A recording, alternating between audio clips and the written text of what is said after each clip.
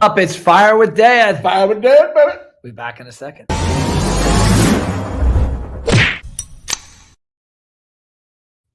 Okay, first we got to cover something.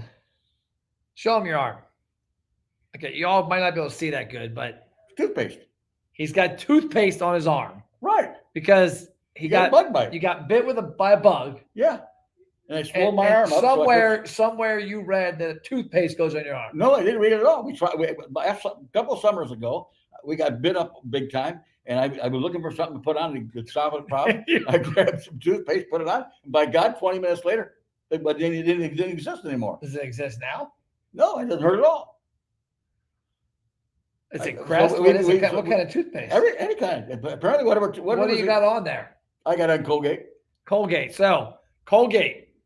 So if you guys want to come up with a bug cream, a post bug bite cream solution, toothpaste works great. Hey Max, can we get you to get bitten by a bunch of bugs and we can put toothpaste on you? Of course. Okay, we have somebody test subject. So Dad, today, Mom and I use it all the time.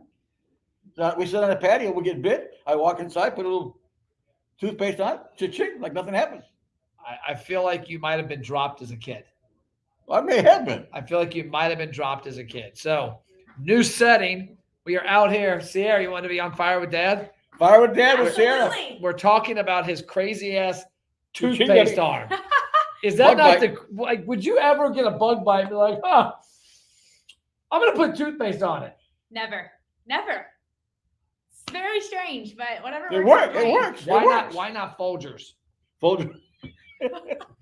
Why not just like, oh, another butter? Well, if it was there, I probably would have. But I was standing in the bathroom and I'm itching like a mother. Okay, and there's nothing else to put on. There's nothing. I said, but let's try it out. That is toothpaste. I put it on and it worked. He is from Kentucky. That's how things work in Kentucky. I feel like he was dropped on his head way too many times. So that leads us into a good conversation. It's a weird coincidence because she said, talk to you about your toothpaste arm. And I thought you got sunburnt, but apparently it actually is toothpaste. But it's ironic because today's topic on Fire with Dad is stories from camping. And that's kind of a story from camping. Yep, that's a camping story. But we grew up. I wish I would have had my kids camping more. But we had like a 7-year period where they didn't camp. And then I tried to get them back into it in the early teens. And they were like, we're done. But I grew up camping. We grew up going everywhere. We tent camped from here to California. We camped everywhere. We camped every weekend almost. And there's a lot of funny stories. Oh my God. I'm sure there's some things that broke. One of my stories I remember, I was actually telling, who was it that went to Flavortown? Whoever went to Flavortown with me a couple weeks ago in Gatlinburg, we were going down the one hill. And I remember pulling an Airstream camper down that. We were delivering it to Atlanta. You and Maddie. And Matt Weisty. And next thing I know, it's fishtailing. And I'm screaming, ah! And Maddie is like, we got to power through it. And he floors it and gets it to straighten out. There's semis everywhere. I thought we were dead. But what's a camping story that I might not have heard or one you remember? Well, probably one of the funniest ones was when we went with Bob and Mary Lou and Edmondson's and everybody to Indiana camping. Okay. And I brought the chainsaw out. And because we backed our camper in, and the one limb was real low, and we were in a state park in you can't cut a chainsaw in a state park. Tell me about it. So anyway, I pulled the chainsaw up, ring it up, cut the branch off. Okay. Next thing you know, there's 4 or 5 wildlife guys standing on. You're under arrest. I'm going, whoa, doctor. But they ended up letting us off because they could see the tree needed to be cut. So they says, from now on, you can't be cutting the tree unless we authorize you to cut the tree. Okay. There's a story. I don't know who it is. I got to look it up. But a buddy of mine was telling me in Tennessee, some country music singer bought a big house, big acreage that backed up to a state park. And he didn't realize what the land was. And he's out there cutting trees down, like hundreds of them. And the fine was going to be so astronomical that he agreed to do a free concert because he paid for the security and for the city to raise money. And that was his payback. So basically that was you. Basically, I only had one twig. Yeah. Oh yeah. Pull that chainsaw. Boom, boom. One of my fondest, this wasn't camping like in a camper, it was in a tent, was when we went on our trip to California. We tent camped from here to California and back. And in California, we stayed in a hotel like Bob Hope's Classic. Well, Golf Course, I was tops agent for one of the insurance companies. USF&G. Right. And I was one of their top agents. I think I was actually number one. And they paid for our trip to go anywhere we could fly out there or whatever. I said, well, I just didn't take my kids. So we hooked up a jet. Hooked up a U-Haul to the Astrovan. But what I remember the most, two things I remember the most. That was in the punch buggy days when they were hot and heavy. And I'm like 8th grade and Sam's a senior in high school. You got bruised. I was getting the shit kicked out of me. And you got to a point where you finally said, okay, time out. Like there's no more punch buggies. In California. We got to California. Everyone's And they're everywhere. Everywhere. And we Sam had was just banging like this going. And we had the Israeli bus from Back to the Future where you got hit in the head. And you finally said, okay, you start counting numbers. There's no more hitting because I was bleeding. But the other one was that we actually, the campground you booked us in was next to a prison. Oh, that was in Arizona. We're tent camping. And we're in Arizona. 100-foot wall into a freaking prison. There's a KOA, it's off of Route I-10 coming out of Phoenix. And it's about a mile from the other interstate.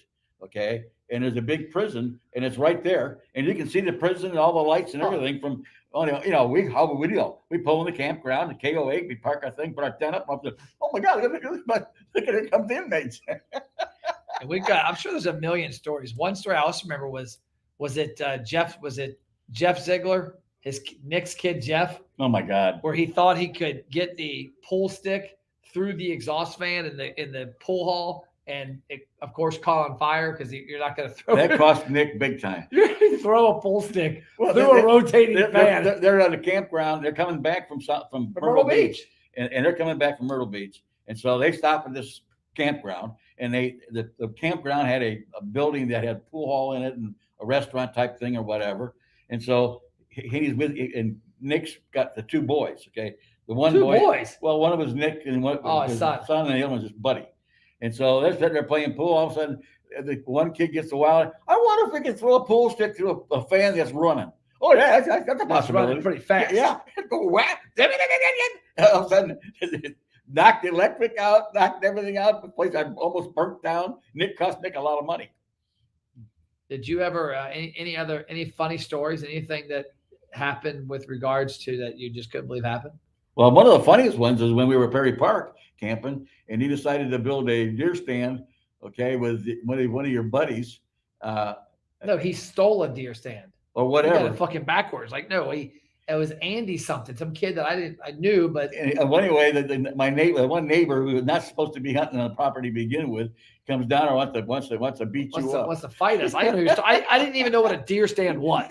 Like I'm like 13 years old. It was 7:00 in the morning. I get a knock on our camper. This guy walks out. He says, "I'm the mayor of Perry Park." Ron Davis. Yeah, he was mean. Man. And so anyway, I happen to have my golf club sitting next to the door, and he says, tell your kid get out here. I'm going to kick his ass."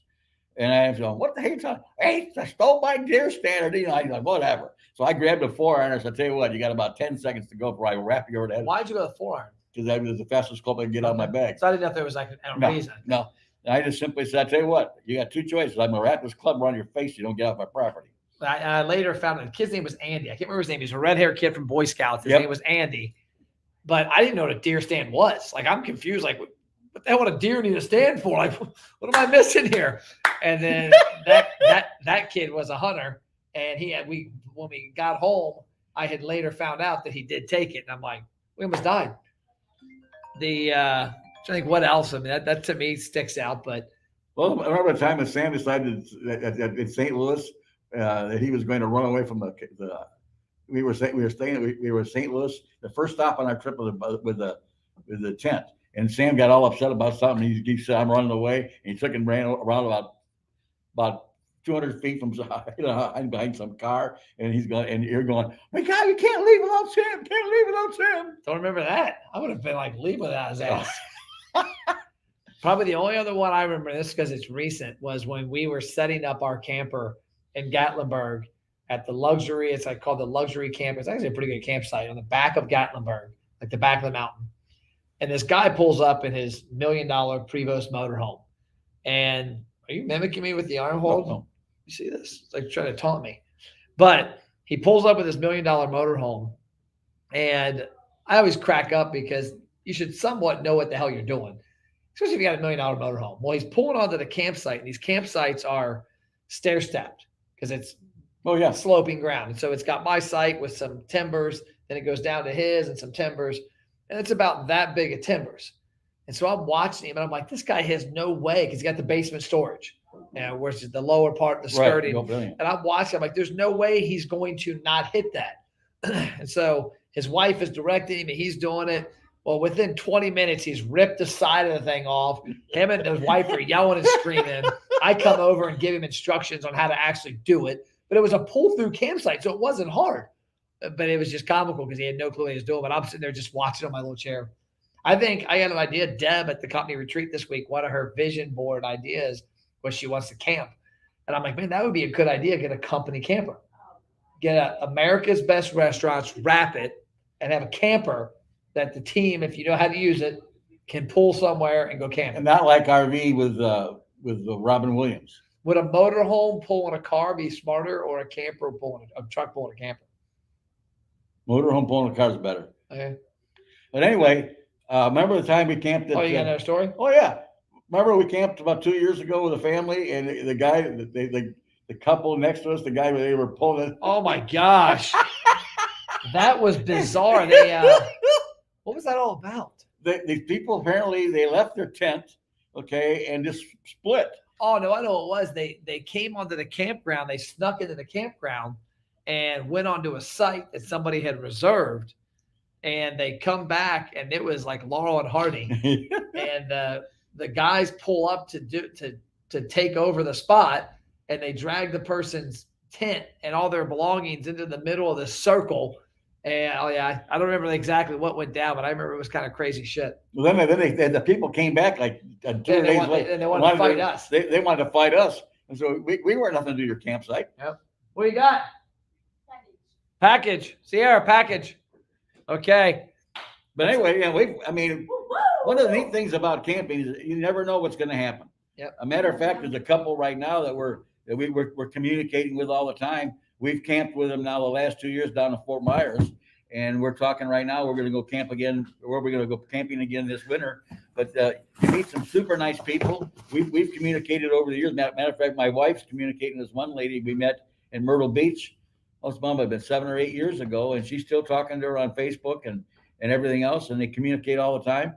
And you meet some nice people, some super people, and you create some lifetime friendships. Okay. Well, we got an unboxing video. You got scissors for this. Look at that. I don't need I can't scissors. break my hand. I'm a strong man. What do we buy? Oh, these are tripods. So these are tripods that we give restaurants when we travel to their restaurants to show them how they can create content in the restaurant. So there's a box of tripods brought to you by Miss Sierra. That's all we got. Cha-ching. We're done. So next week, Fire with Dad. Fire with Dad. See y'all next week. Bye.